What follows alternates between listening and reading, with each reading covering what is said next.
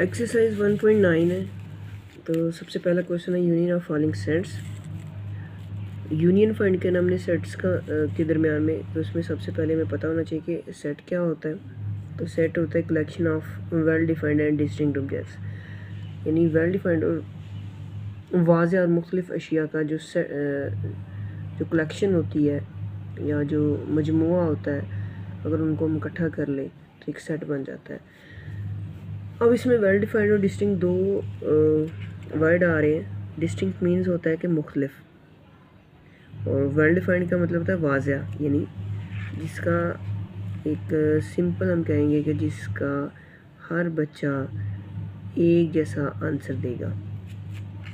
For example हम कहते हैं सेट ऑफ नेचुरल नंबर। तो सब जानते हैं कि नेचुरल नंबर क्या होते हैं, जो 1 से स्टार्ट होते हैं, 1 2 3 4 चलते जा रहे हैं, सबका आंसर यही होगा। और अगर हम कहें कि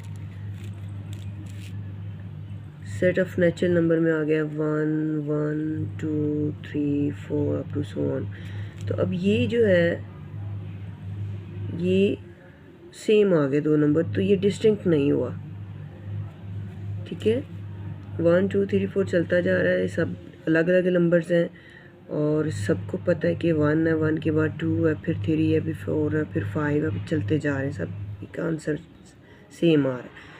अब ये जो है यहाँ पे 1 1 आ गया, तो 1 आ गया, रिपीट हो गया, तो ये हम कह सकते हैं कि डिस्टिंक्ट नहीं है, तो फिर ये सेट नहीं है। फिर वेल डिफाइंड की बात करें तो वेल डिफाइंड के लिए एक अलग से एक एग्जांपल लेते हैं। ये वेल डिफाइंड है क्योंकि सबको पता है कि वाज़ेह तौर पे कि नेचुरल नंबर 1 से स्टार्ट होते हैं और 1 के बाद 2 3 4 अप टू सोन चल रहा है। ये वेल डिफाइंड मतलब नेचुरल नंबर्स हमने लिखने हैं तो सबको पता है वो वेल डिफाइंड है। लेकिन यहाँ पर डिस्टिंक्ट मुख्तलिफ एक जो कंडीशन है वो सेटिस्फाई नहीं हो रही। डिस्टिंक्ट का मतलब मुख्तलिफ भी होना चाहिए, यानी एंड का मतलब आ गया ना, वेल डिफाइंड एंड डिस्टिंक्ट दोनों होनी चाहिए। तो जो वेल डिफाइंड तो है कि वो नेचुरल नंबर्स है, लेकिन डिस्टिंक्ट नहीं है क्योंकि यहाँ पे 1 रिपीट हो गया, 2 दफ़ा आ गया, तो ये मुख्तलिफ जो नंबर्स हैं उनका सेट नहीं है, तो इट मीन्स कि ये सेट नहीं है। इसमें एक कंडीशन जो है ना वो सेटिस्फाई नहीं हो रही। एक और एग्जांपल लेते हैं कि अगर हमें कहते हैं कि आपने एक सेट लेना है जिसमें हम कहेंगे कि सेट ऑफ ब्यूटीफुल फ्लावर्स। अब जो ब्यूटीफुल फ्लावर्स का मतलब है कि खूबसूरत फूल, अब उसमें सबका आंसर क्या होगा कि कोई किसी को रोज़ अच्छा लग रहा है, सनफ्लावर अच्छा लग रहा है, फिर किसी को डेज़ी अच्छा लग रहा है, किसी को जैस्मीन अच्छा लगता है।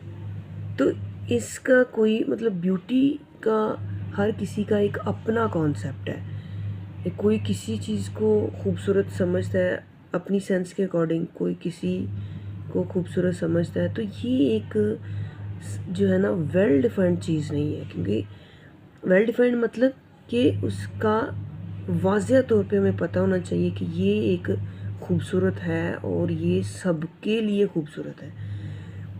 लेकिन यहाँ पे जो ब्यूटीफुल होना उसकी कोई मेजरमेंट नहीं है कि वो कितना होना चाहिए या किस तरह की चीज़ ब्यूटीफुल है। तो हर किसी की एक अपनी सेंस है, अपने हिसाब से वो कहेगा जी मुझे ये रोज़ और सनफ्लावर ब्यूटीफुल है।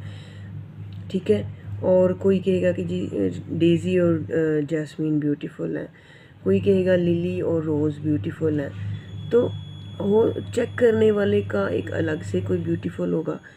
तो इट मीन्स कि ये जो ब्यूटीफुल होना, ये खूबसूरती को ज़ाहिर करना, ये हर किसी का एक अपना अपना अलग अलग कॉन्सेप्ट है।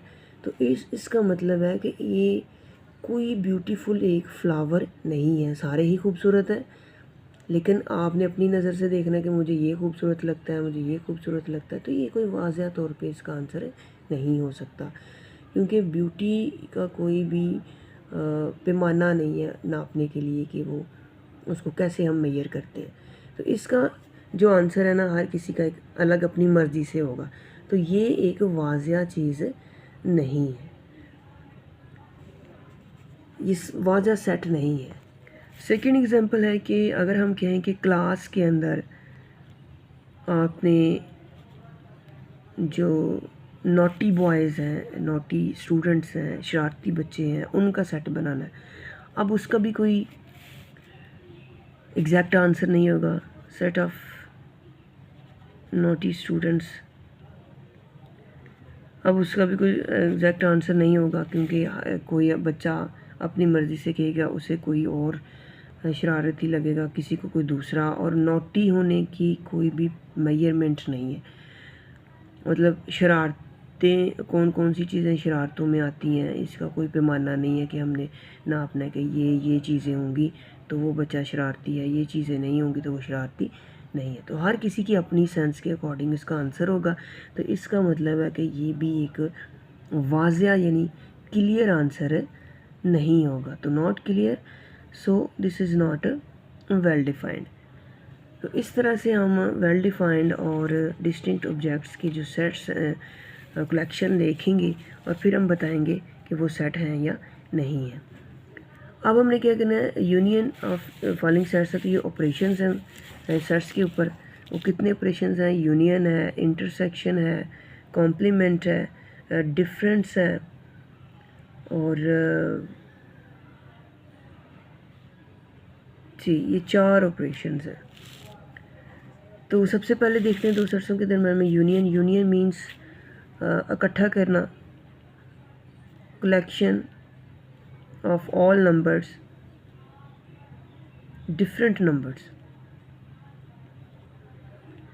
different numbers bit of two sets, यानी दो सेट्स के तमाम मुख्तलिफ अदाद की कलेक्शन है। फॉर एग्ज़ाम्पल क्वेश्चन है एक, A comma B C D E और दूसरा है F A E I O U, these are vowels. So यहाँ पे अगर हमने यूनियन फाइंड करना है, ए यूनियन एफ क्या होगा कि इन दोनों सेट्स के दरमियान में हमने इस दोनों को इकट्ठा करके लिखना है। और इकट्ठा किस तरह लिखना है कि all different number of two sets, तमाम मुख्तलिफ अदाद दोनों सेट्स के, तो मुख्तलिफ हमने लिखने, जैसे ए यहाँ पे आ गया है, यहाँ पे हमने एक ही दफ़ा लिखना है ए, उसके बाद बी है, उसके बाद सी है, फिर डी और ई 2 दफ़ा आ गया तो ई हमने एक दफ़ा लिखना है, फिर आई ओ और यू दोनों को हमने इकट्ठा करके लिख लिया। ए लिख लिया, ए के बाद बी आ रहा है, बी के बाद सी आ रहा है, सी के बाद डी, उसके बाद ई यहाँ पे भी है, फिर उसके बाद यहाँ से हमने ख़त्म कर दिए, सब ख़त्म हो गए। ई के बाद यहाँ पे देखना हमने कौन सा बच गया, आई ओ और यू। तो this is called union of E and F. So this is the answer. इसका जो एक क्वेश्चन है, इसके 4 पार्ट है। फर्स्ट जो क्वेश्चन है तो उसमें से पहला और दूसरा आपने खुद करना है, फर्स्ट वाला और सेकंड वाला इसी तरीके से यूनियन फाइंड करना है, और ये है थर्ड वाला, और हम फोर्थ वाला पार्ट करते हैं। फोर्थ में है जी इज़ इक्वल 1 2 3 अप टू 10। अब यहाँ पे हमने क्या फाइंड करना है, जी यूनियन एच। तो यहाँ पे देखें जी में 1 से लेकर 10 तक कंसेक्टिव नंबर्स हैं, और यहाँ पे 0 1 2 3 4, 4 के बाद 5 नहीं है, 6 है, 7 नहीं है, 8 9 और 10। तो इनको हमने यूनियन मीन इकट्ठा करके लिखना है। सबसे पहले नंबर क्या आ रहा है, 1 से भी पहले आ रहा है 0, फिर 1 2 3 4 5। अच्छा यहाँ 5 नहीं है तो इसके अंदर है 5 6 7, उसमें है 8 9 और 10। सो दिस इज़ द आंसर। हमने इकट्ठा करके लिखना है। तो मैंने क्या बताया, यूनियन क्या होता है, collection of all different numbers of two sets या different elements of two sets. Elements किसको कहते हैं, इस सेट्स के अंदर जितने भी नंबर्स दिए हुए हैं जो भी, उनको एलिमेंट्स कहते हैं उस सेट का। तो इन दोनों को हमने इकट्ठा करके लिखना है। जो 2 दफ़ा लिखे हुए हैं दोनों में, उनको हमने एक ही दफ़ा लिखना है, क्योंकि सेट की क्या डेफिनेशन है, ये वेल डिफाइंड भी हूँ और डिस्टिंक्ट भी हूँ। उसके बाद क्वेश्चन नंबर 2 है, और उसमें हमने फाइंड करना है इंटरसेक्शन। इंटरसेक्शन को हम ये उल्टा कैप इस तरह लिखते हैं, दिस इज़ कॉल्ड इंटरसेक्शन। ये इंटरसेक्शन का साइन है। और इंटरसेक्शन क्या होता है, common elements of two sets या गिवन सेट्स, क्योंकि 2 से ज़्यादा भी हो सकते हैं, गिवन सेट्स। तो कॉमन का मतलब होता है एक जैसे, तो हमने एक जैसों का निकाल के सेट बनाना है। जैसे क्वेश्चन नंबर इसका सेकंड पार्ट है, u इज़ इक्वल 0, -1, -2, -3, और v यहाँ पे है 0, 1, 2, 3। अब ये देखिए, ये नेगेटिव नंबर्स हैं और ये पॉजिटिव नंबर्स हैं, तो ये एक जैसे नहीं है। और इनमें एक जैसा नंबर कौन सा आ रहा है, 0 आ रहा है। तो u intersection v is equal 0। So this is the answer. इनके साथ माइनस है, -1 और +1 में फ़र्क है, ये दोनों अपोजिट नंबर्स हैं, एक जैसे नंबर नहीं है। इसी तरह हम इसका 4th पार्ट लेते हैं कि y इज़ इक्वल 0, 5, 10, 15, 20, और z is equal 0, 1, 2 up to so on. अब इन दोनों में इंटरसेक्शन निकालना हमने, y इंटरसेक्शन z, यानी एक जैसे निकाल ले। तो इसमें कितने 0, 5, 10, 15, 20, और इसमें 0 से लेके चलते जा रहे हैं, ये सारे होल नंबर्स हैं। अब होल नंबर में 0 तो है, 5 भी उसमें कहीं आ रहा है। अगर यहाँ पे काउंटिंग करते जाएं, 2 के बाद 3, 3 के बाद 4, उसके में 10 भी आ रहा है, उसमें 15 भी आ रहा है, उसमें 20 भी आ रहा है। तो यहाँ पे इतने ही नंबर से जो उसमें भी आ रहे हैं, तो उनका हमने एक सेट बना लिया। अब ये जो डॉट्स हैं, इनका क्या मतलब होता है, इनको इलिप्सिस कहते हैं। ग्रीक जो लेटर है उसमें, ग्रीक लैंग्वेज है, तो इसका मतलब होता है कि इसी तरतीब से 1 के बाद 2, 2 के बाद 3, 3 के बाद 4 कंसेक्टिव नंबर चलते जा रहे हैं, वो कहीं पे भी नहीं रुक रहे। तो ये 3 डॉट्स से ज़्यादा भी होते हैं, 4, 5 इस तरह, लेकिन ये जो स्टैंडर्ड फॉर्म है ना इनकी, वो जस्ट 3 डॉट्स है। और इस तरह से इन दोनों में इंटरसेक्शन क्या है, एक जैसे। तो एक जैसे ये जितने इसमें आ रहे हैं, ये इनफाइनाइट सेट है, चलता जा रहा है, और ये 0, 5, 10, 15, 20, तो ये इसमें भी आ रहे हैं कहीं, तो यही इनमें कॉमन एलिमेंट्स हैं। सो this is the answer. Question number 3 और 4 बहुत इजी है, वो आपने खुद कर लेने हैं। उसमें इंटरसेक्शन है और यूनियन है सिर्फ। उसके बाद क्वेश्चन नंबर 5 करते हैं। क्वेश्चन नंबर 5 में p is equal set of prime numbers हैं और c is equal to set of composite numbers है, और हमने फाइंड करना है कि p इंटरसेक्शन c और p यूनियन c, ये दोनों हमने फाइंड करने हैं। दोनों का यूनियन भी लेना है, इंटरसेक्शन भी लेना है। तो सबसे पहले देखिए p क्या होता है, set of prime number. Set of prime numbers क्यों कौन से होते हैं कि ऐसे नंबर्स जिनके सिर्फ 2 पॉजिटिव डिवाइज़र होते हैं, यानी 2 सिर्फ उनको पॉजिटिव डिवाइज़र डिवाइड करते हैं। 2 के अलावा अगर उसका कोई तीसरा डिवाइज़र होगा तो वो प्राइम नंबर नहीं होगा। अब डिवाइज़र का मतलब होता है तकसीम करना। जैसे 1 है तो 1 को सिर्फ 1 ही डिवाइड करता है। 2 है तो 2 को 1 भी डिवाइड करता है और 2 को 2 भी डिवाइड करता है। ये देखें, 1 divided by 1 is equal to 1, 2 divided by 1 is equal to 2, और 2 divided by 2 is equal to 1। अब 2 के 2 डिवाइज़र है, 1 का सिर्फ एक डिवाइज़र है, तो 1 जो है वो प्राइम नंबर नहीं है। 2 के 2 डिवाइज़र हैं तो 2 प्राइम नंबर है। अब 3 को एक तो 1 डिवाइड करता है, एक 3 को 3 डिवाइड करता है, तो 3 के भी 2 डिवाइज़र हैं। 4 को एक तो 1 डिवाइड करता है, 4 को एक तो 2 डिवाइड करता है और 4 को एक तो 4 डिवाइड करता है। अब इसके 2 से ज़्यादा डिवाइज़र आ गए हैं, तो इट मीन्स कि ये प्राइम नंबर नहीं है, लेकिन ये कौन सा नंबर होगा? कंपोजिट नंबर है। जो प्राइम नंबर नहीं होते वो कंपोजिट नंबर है, तो इसको भी हम साथ साथ लिखते हैं। 4 से स्टार्ट हो रहा है। अब 5 है, तो 5 कभी 1 डिवाइड करता है और 5 को 5 डिवाइड करता है, तो 5 के भी 2 डिवाइज़र हैं, तो ये प्राइम नंबर हुआ। 5 के बाद 6 है, तो 6 को क्या क्या डिवाइड करता है? एक 6 को 1 डिवाइड करता है, एक 6 को 2 डिवाइड करता है, एक 6 को 3 डिवाइड करता है, 3 2 ज़ा 6, 2 3 ज़ा 6, और एक 6 को 6 डिवाइड करता है, तो 6 जो है वो कंपोजिट नंबर है। तो इस तरह से हम कह सकते हैं कि जो प्राइम नंबर होते हैं उनके सिर्फ 2 डिवाइज़र्स होते हैं, एक होता है 1 और दूसरा होता है वो इटसेल्फ यानी खुद।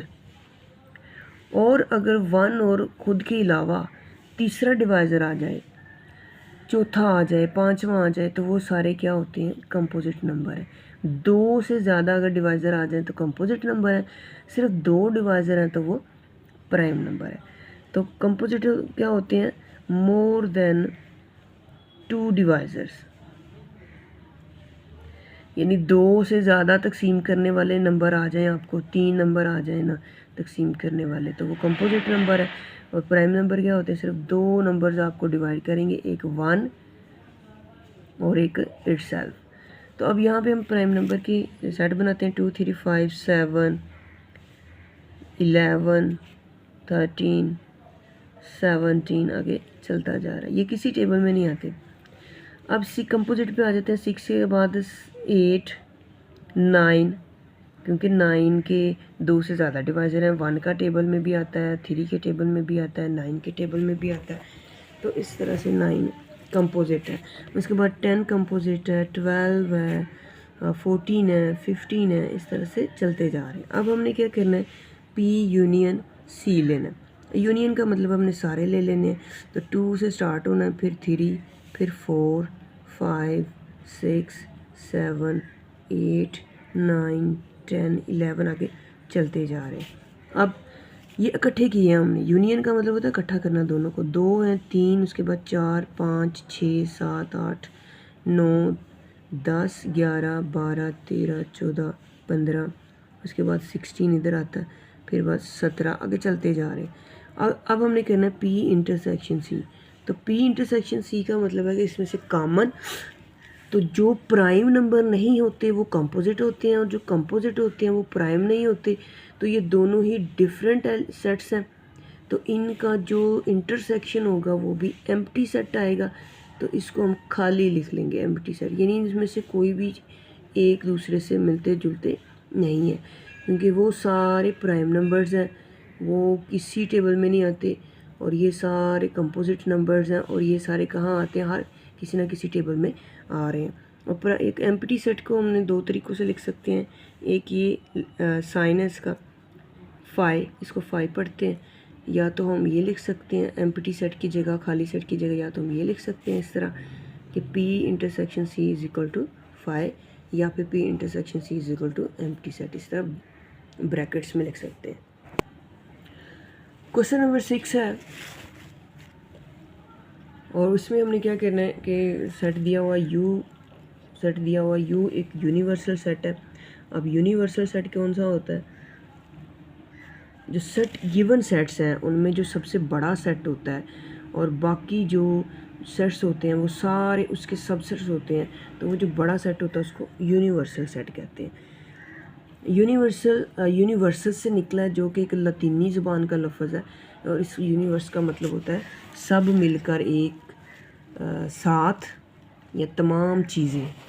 ठीक है, यूनिवर्स का मतलब हर चीज़, तो ये सब के लिए यूज़ होता है, मतलब यूनिवर्स का मतलब होता है सब के लिए या हर चीज़ शामिल करने वाला। तो यूनिवर्सल आलमगीर जैसे सारी दुनिया यूनिवर्स है एक, और उसमें हर चीज़ शामिल है। तो जब सेटों की बात करेंगे तो यूनिवर्सल सेट जो होता है उसमें बाकी सारे सेट्स उसमें शामिल होते हैं। जैसे ये देखें यूनिवर्सल, ये सबसे बड़ा सेट है 1 से लेकर 10 तक, इसके एलिमेंट्स है एक्स में 0 3 6 9 है, वाई में 0 4 8 है वो भी उसके अंदर है, जेड में 0 2 4 6 8 10 वो भी सारे उसके अंदर है। अब इसमें हमने फाइंड क्या करना है, कॉम्प्लीमेंट फाइंड करना है। जैसे सबसे पहले इसने लिखा हुआ एक्स कॉम्प्लीमेंट। अब एक्स कॉम्प्लीमेंट क्या होता है, तो सबसे पहले हमें पता होना चाहिए कि कॉम्प्लीमेंट क्या होता है। तो कॉम्प्लीमेंट होता है कि जो यूनिवर्सल सेट है, जो गिवन सेट है, यूनिवर्सल सेट से उसका डिफरेंस निकालना, this is called complement. Difference between universal set and the given set. अब यहाँ पे डिफरेंस कैसे निकालते हैं, डिफरेंस क्या होता है, अब डिफरेंस क्या होता है, फ़र्क निकालना, दिस इज़ कॉम्प्लीमेंट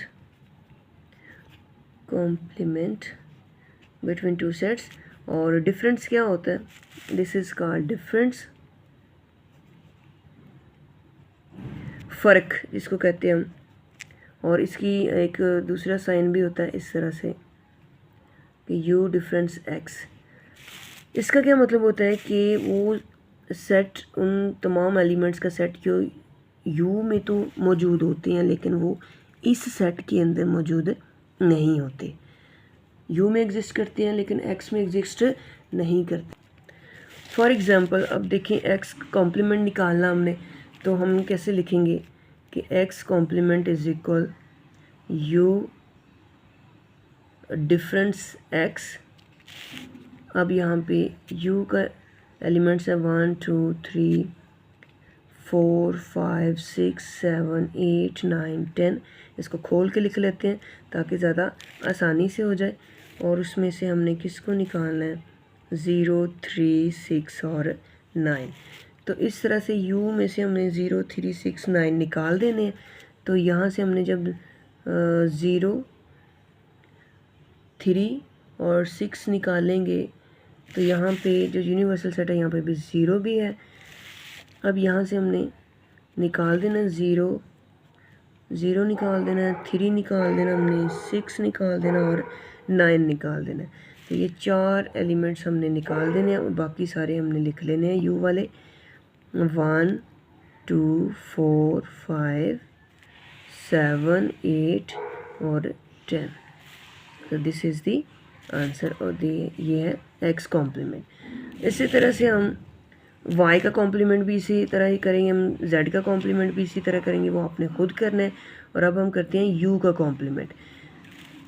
यू का कॉम्प्लीमेंट क्या होता है कि यू का यू से ही डिफरेंस निकालना। तो इसको हम कैसे लिखते हैं कि यू है 1 2 3 अप टू 10 और उसको उसमें से निकालना क्या है 1 2 3 अप टू 10। यानी u में से u निकालना, तो u 1 से लेकर 10 तक है, 0 से लेकर 10 तक है, ये भी 0 से लेकर 10 तक है। तो u में से u हमने निकाल देना। तो देखिए सारे एलिमेंट्स उसमें आ रहे हैं, तो हमने ये सारे के सारे उसमें से 0 भी निकाल दिया, 1 2 3 ये सारे हमने इसमें से निकाल देने हैं। इसमें इट्स मीन कि इसमें से कोई एलिमेंट ऐसा नहीं जो बच रहा है। तो इसका जो आंसर होगा वो एम्प्टी सेट होगा। इसको हम ऐसे लिख सकते हैं यू का complement. So this is the answer. उसके बाद है क्वेश्चन नंबर 7। तो क्वेश्चन नंबर 7 क्या है, क्वेश्चन नंबर 7 है कि हमने एक्स की वैल्यू दी हुई है, वाई की दी हुई है, जेड की दी हुई है और हमने इसमें से निकालने हैं डिफरेंसेस। तो सबसे पहले है एक्स डिफरेंस वाई, इसको कहते हैं बैक स्लैश। ये जो अलामत है ना, ये बैक स्लैश की अलामत है। इसका मतलब होता है फ़र्क करना।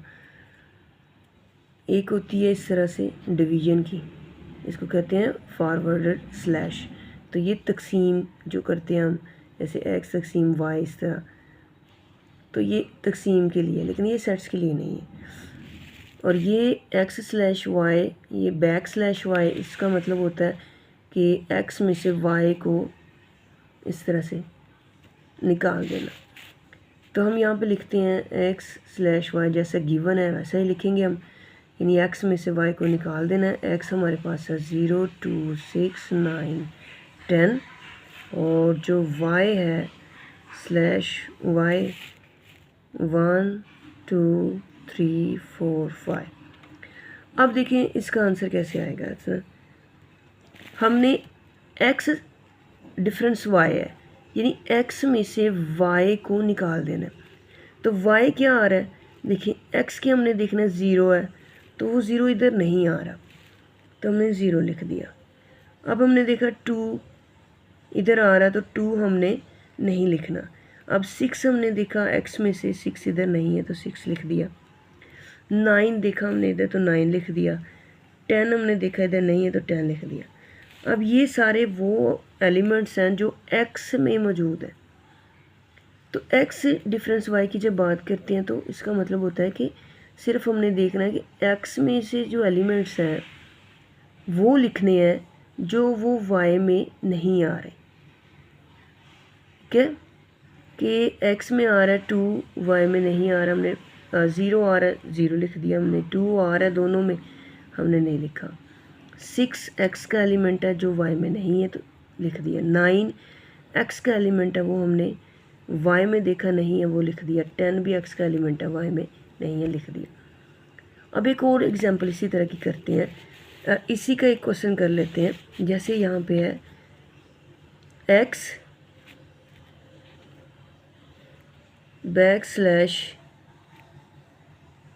\z। तो अब हमने देखा कि x यहाँ पे फिर से पहले आ रहा है 0 2 6 9 10 और उसमें से जो हमने निकालना है यहाँ लिख देते हैं 1 3 5 7। तो ये हमने निकालना है। इसमें से 0 हमने देखा इधर नहीं है, 0 लिख दिया। 2 नहीं है, 2 लिख दिया। 6 नहीं आ रहा, 6 लिख दिया। 9 नहीं आ रहा, 9 लिख दिया। और 10 भी नहीं आ रहा। हमने ये नहीं लिखने, हमने सिर्फ पहला सेट देखना है। x में से z निकालना, तो फिर हमने सिर्फ x के एलिमेंट देखने और उसमें से जो z का कोई एलिमेंट होगा तो वो हमने निकाल देना है, बाकी हमने x के लिख देने। सो दिस इज़ द आंसर। इसी तरह से आपने अब खुद ये असाइनमेंट है कि आपने z/y करना है, आपने y/z करना है। तो इनके आपने आंसर निकाल के चेक करने हैं। अगर आपका ये सोल्यूशन ये हल हो जाए, इनके सोल्यूशन निकल आए, तो आपने बताना है।